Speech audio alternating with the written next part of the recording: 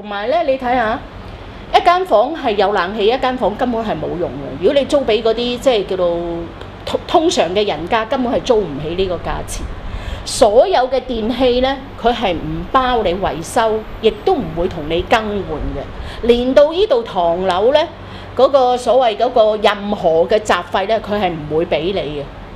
咁啊呢啲咧就即係同你話一般同普通人去租一間樓嘅嚟計咧，就係根本唔同嘅。佢哋通常嚟講都係包差餉、包管理費，但係你就冇，你淨係包差餉。咁啊連攬樓梯燈嘅錢咧都係你俾嘅，垃圾費又係你俾嘅。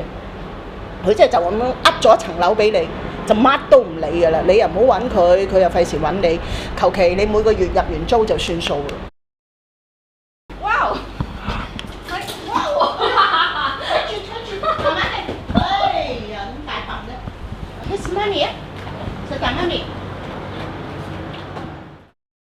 梗係關個法例事啦。如果係嗰條取消嗰條法例，即係話個業主租俾你嘅唔係犯法嘅，我隨時都有第二個盤去選擇啦。我使咩選擇呢個盤啫？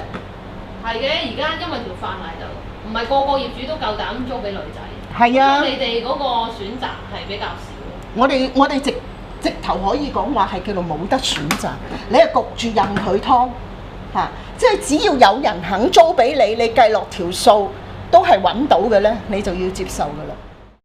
咁但係咧就應該咧係取消一啲冇理由嘅條例去規管我哋咯，因為咧通常嚟講，我哋全部上晒樓嘅一樓一嘅性工作者咧，其實都好自律㗎啦嚇。其實即係俾一啲嗰個空間佢哋，等佢哋生存得好啲嘅時候咧，就更加會好咯。叫嗰啲業主即係容許啲業主可以租樓俾我哋咯，或者變成一個自由市場嘅咁，我哋咪真係大家都好咯。